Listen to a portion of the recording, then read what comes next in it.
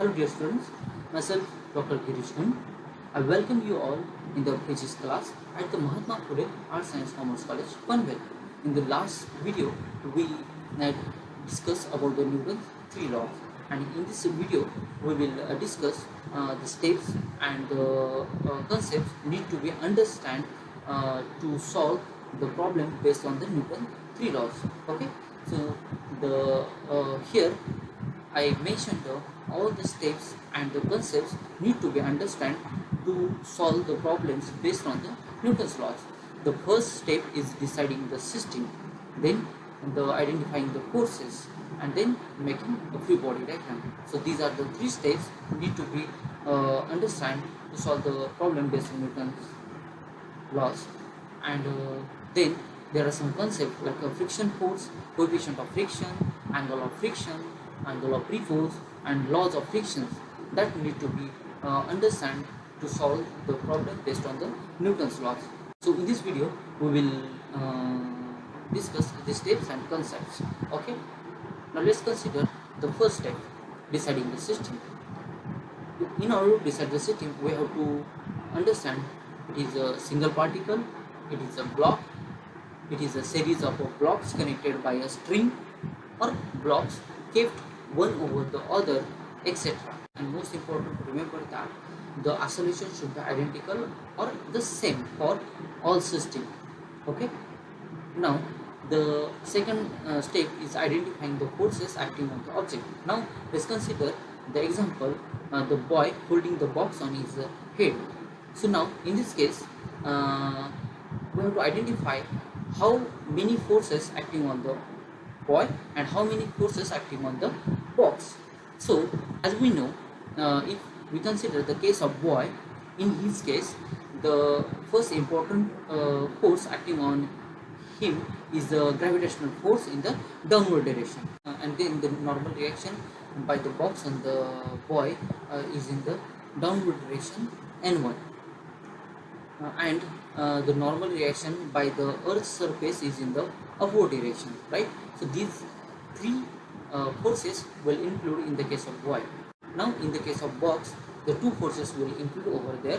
One is it's a weight W dash in the downward direction, and the normal reaction by the head of the boy in the upward directions, right?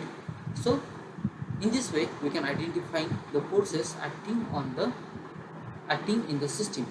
Okay, now the third step is making a free body diagram.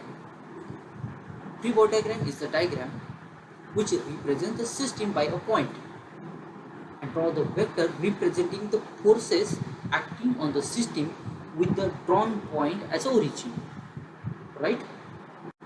Now keep in mind that all forces acting on the body are included while making a free body diagram. If objects is more than one, then we better use free body diagram, which help us to separate the forces acting on each object individually or separately. Therefore, the free body diagram is very useful method to solve or analyze the problem based on the physical motion of the object, right? Now let's consider the steps to be considered while drawing the free body diagram.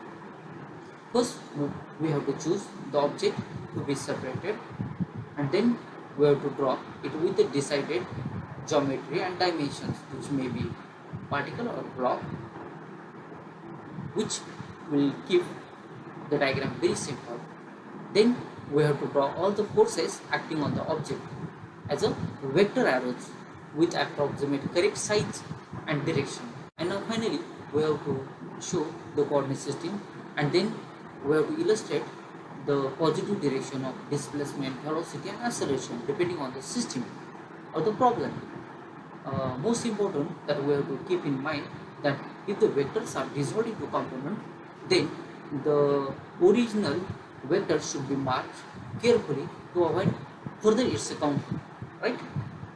So these are the steps need to be considered while making a free body diagram, which we already discussed and considered in the case of identifying the forces, because over here we first drawn the object by the point, geometry, then we identify the forces acting on it, and then finally we draw the vectors with the approximate size and directions, and in this way we can uh, draw the free body diagram. So with these steps of deciding system, then identifying the forces, and then making a free body diagram, we can solve the problem based on Newton's laws of motion very easily. I hope you understand these steps, and in the next video we will understand the concept to be understand in order to solve the problem based on the Newton's laws. Thanks for watching this video.